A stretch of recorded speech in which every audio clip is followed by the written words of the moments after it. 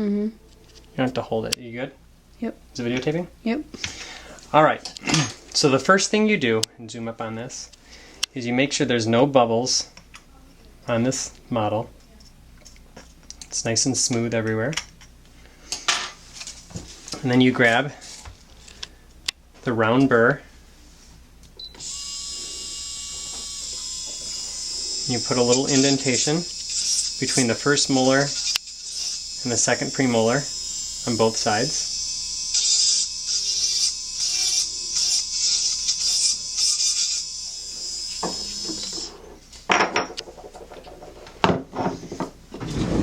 And then you grab an 030 wire.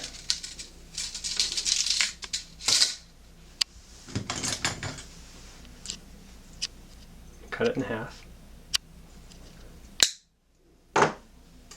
Now to make a labial bow, we're going to start with the labial bow. We're going to use three things. We're going to use a needle nose or a bird beak plier. We're going to use a hollow chop plier. And we are going to use a plier to make the loop of the labial bow, and also a 3-prong plier. So the first thing you do is you start on the left side and you put the labial bow wire through the contact and you bend it with your finger. Now sometimes there's an extra amount of gum tissue that's kind of puffy here. And in this case, I'm actually going to smooth this out before I start making my labial bow. So I'm going to grab this round burr. I'm just going to flatten this off a little bit because when we take the braces off, that gum tissue can be really puffy, and it isn't really as puffy by the time we put a retainer in. So we just polish that away.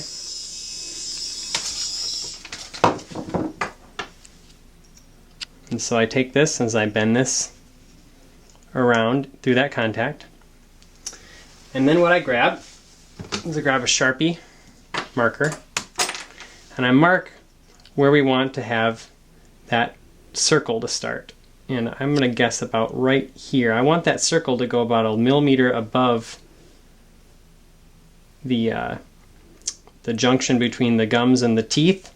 I want it to arc just above that. I think that's about right. So then I'm going to grab this plier. It's got a round barrel. I'm going to put it right on that dot. I'm going to bend this around, not all the way, and I'm going to turn it a little bit.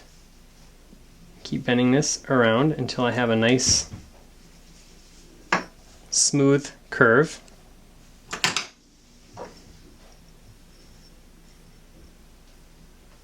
And you can see that this is just above where the gum hits the tooth.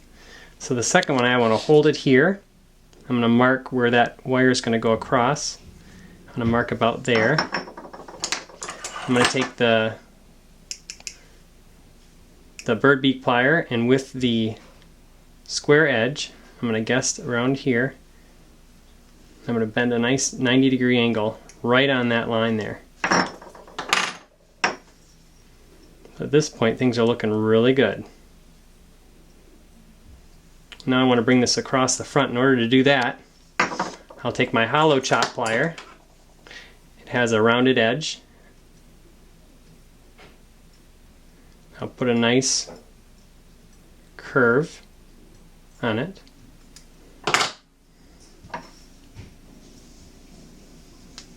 It's going to follow the edges of the teeth, nice and round there.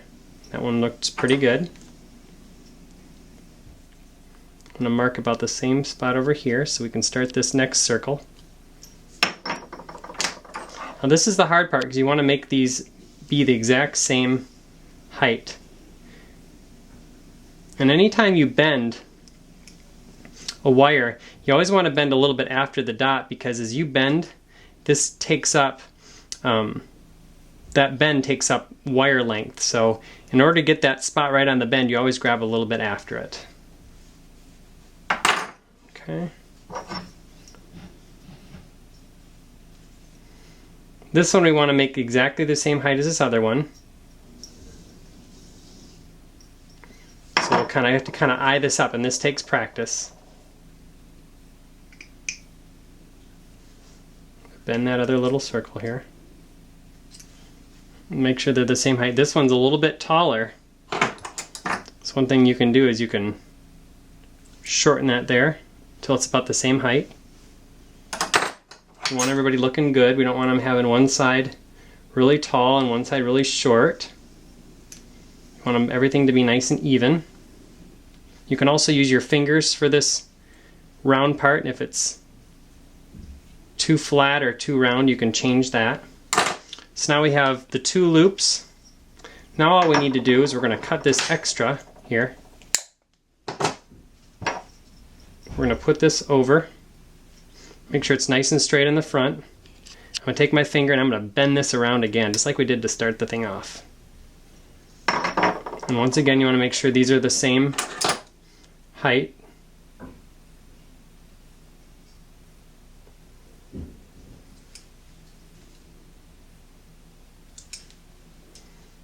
Okay, and then you also want to make sure that these are the same length.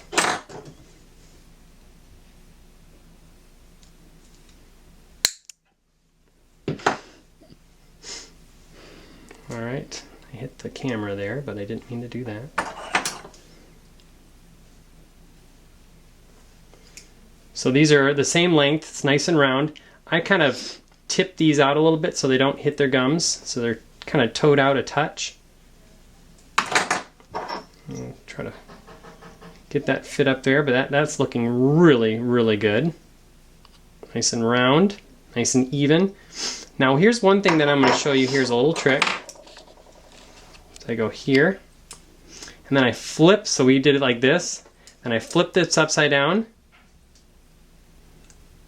I flip that up like that. I flip it again, and down, so you're left with a little wrinkle. And where that little wrinkle goes, that's where the tooth is going to fit in there from the lower jaw. So they're going to kind of fit and kind of hide in there, and it helps you hide the wire in the person's bite. So when that goes through there, it kind of puts a little wrinkle in that wire in that spot.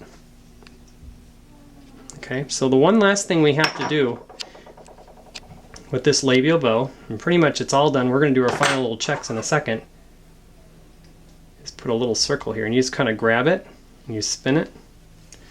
You just get a little circle there, and that's to help retain the wire in the plastic. So you have two little circles.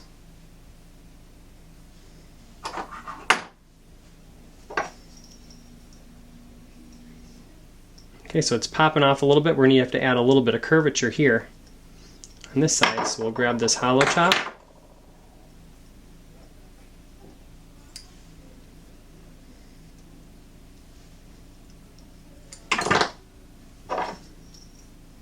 Now if there are any incisors or things that go in and out that need more adjustment, you can take wires and bend that custom.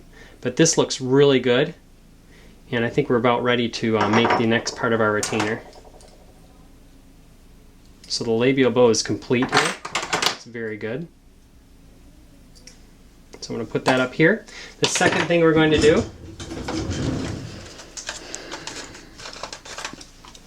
is grab two ball clasps. And what I like to do is I like to grab these and I like to cut a little bit off of the ball clasp, just because I know this is going to be a shallow pallet. I'm just going to cut off maybe about 1/4 inch. So it's a little bit shorter. And then holding both at the same time, I take this 3-prong and I go as far up as I can. I put a little bend here. Not quite 90 degrees, but pretty close. And then holding them both together, I move about 1/4 inch this way. I put a little bend here. And then I do that same bend that we did with the labial bows. I do that little squiggle here to help fit it in the bite. Okay. And the last thing I do is I put another little one of those loops on the end of this. And this one you can hold a few different ways, but you're just kind of spinning it around like a little circle. Make sure it's nice and flat. And the other one you want to go the opposite direction because it's going to go on the other side of the mouth. And with those holes that we had before, things line up really nicely there. So this other side, it's going to have to lay like this. So the loop's going to have to go on the other side. Alright, this one is going to line up like that. So, with the labial bow and the 2 retentive ball clasps on the back, you now have completed wires for a retainer.